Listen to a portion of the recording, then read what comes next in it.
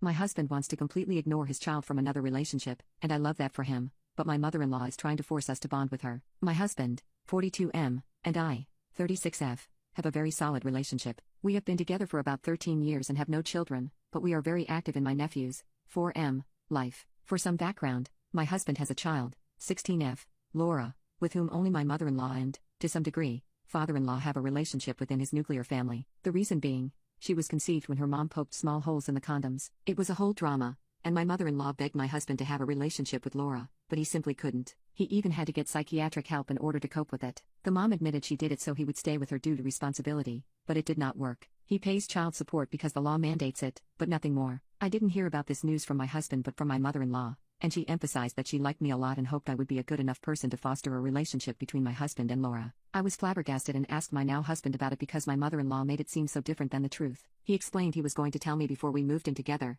and to be fair, he kind of had already given me little bits of information here and there. He explained the whole situation and even told me I could go to therapy with him and see the psychiatric information if I wanted, but things were not as my mother-in-law said. His sister confirmed this as well and explained that this issue was the reason she was not as close to her parents anymore. Things went okay-ish for some time, and even the wedding went without issues. We all have several boundaries, and my mother-in-law more or less respects them, although she still has constant communication with Laura and her mom. We have had several cycles of very low contact with her, but things went into overdrive once my sister-in-law got pregnant with Mark. My mother-in-law started telling everybody it was not her first grandchild and all that cryptic stuff. My husband was so uncomfortable about it. She pushed for Laura to be involved in birthday parties, christenings, etc., but we all said no. She also invited both of them to her birthday party a couple of times, and we simply did not attend. Now, the new issue is that Laura has been so sad for not having her bio dad in her life, and my mother-in-law pressed my husband to do right by her. My husband said no and left immediately. I stayed while grabbing our stuff since I had brought food and told her it was not going to happen. According to my mother-in-law, Laura just wants to know my husband since he is her real dad,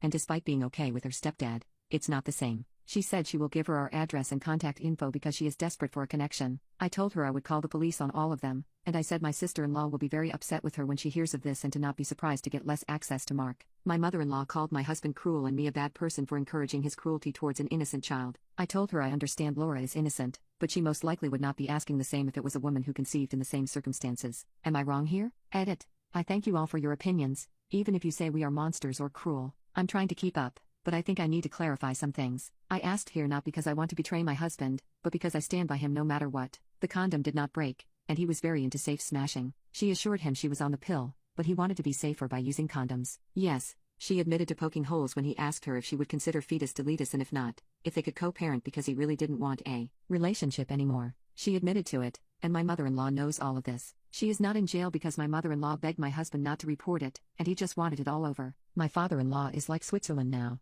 At the beginning, he was up in arms until my sister-in-law asked him if he would feel the same if it happened to her. My mother-in-law is on thin ice with my sister-in-law since she introduced Mark to Laura on the zoo outing without consulting my sister-in-law first. My mother-in-law is not allowed alone time with Mark anymore. He has to pay child support until Laura is 18 or done with education in the country we live in. He already made sure to make a will leaving her the minimum allowed by law, since you can't disinherit children in the country, but you can leave them the least amount. My mother-in-law is very distraught at this since he had me and Mark as the main beneficiaries. My husband does not want to meet Laura, give her a letter, etc. I'm not going to make him do that. I do believe my mother-in-law is pushing harder since Mark was born because my husband is amazing with him. We even took him on a trip recently, and we are very loving towards him. We also spend a bunch on him because we want to. We own our place, but it's all in my name for obvious reasons. I don't know if Laura knows, but I would never tell her because it is not my place, and despite everything, I think it is horrible to learn and worse from someone you don't even know. Update 1. I want to thank everybody who took the time to reply, even if it was against us. You gave us the push we needed to clear the situation. I'm sorry this is long.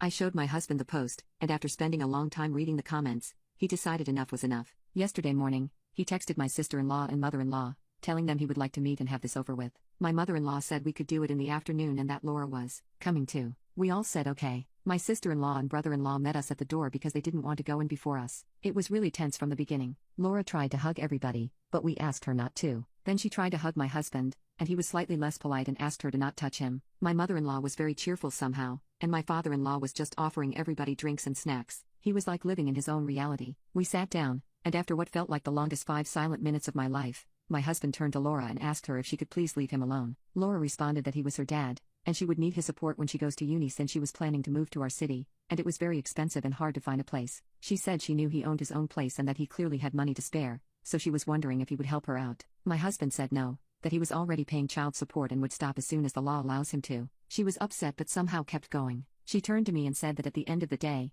what is my husband's will go to her. Since my mother-in-law explained the inheritance laws to her, and she wanted to be on good terms with me for when we need to decide what to do with the house, etc., I just told her not to worry because the house is in my name only, and there is already a will covering it all. My mother-in-law knew about the will but not the house situation. Laura was a bit taken aback and looked at my mother-in-law as if asking for help. She said that even if there is no future money, she thought my husband was unfair to her and that she used to think he simply didn't want to be a dad, but he is amazing with Mark, and we even take him on trips. My sister-in-law asked her point blank if she knew how she was conceived, and she does. Laura knows everything and says that while it was not the nicest way, her mom wanted her so badly that made it happen. She said my sister-in-law should understand because she is her cousin, and she would love a relationship with him. My sister-in-law was seething, and my brother-in-law told Laura he will literally call the cops if she tries to get near Mark. She started crying, saying that she wanted her family to love her and be as awesome as everybody is with Mark, and that it is not her fault. Her mom is not a bad person, she just wanted a family, and my husband denied them that. My husband said that it was the lying and the deception that caused the relationship, not him. If there was an honest mistake,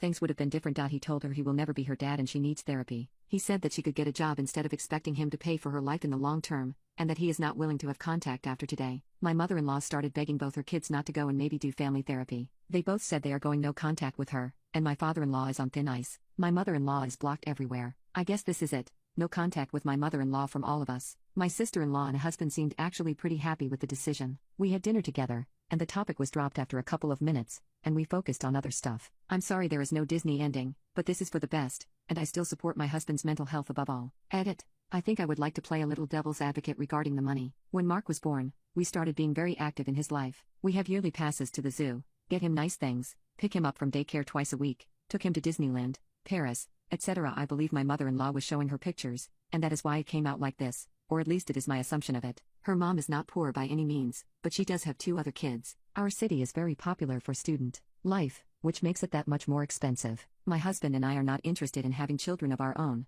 We simply are ambivalent about the issue. I know it might have made my mother-in-law even more eager to have a relationship with Laura. We were giving her pocket money for some time, but we have decided to stop that as well and let her figure things out with her pension alone. I don't think we will have anything else to update in this case other than if Laura or my mother-in-law come around Mark, but I highly doubt this will happen. As much as we don't want a relationship with any of them, these are a teenager and a pensioner, not criminal masterminds.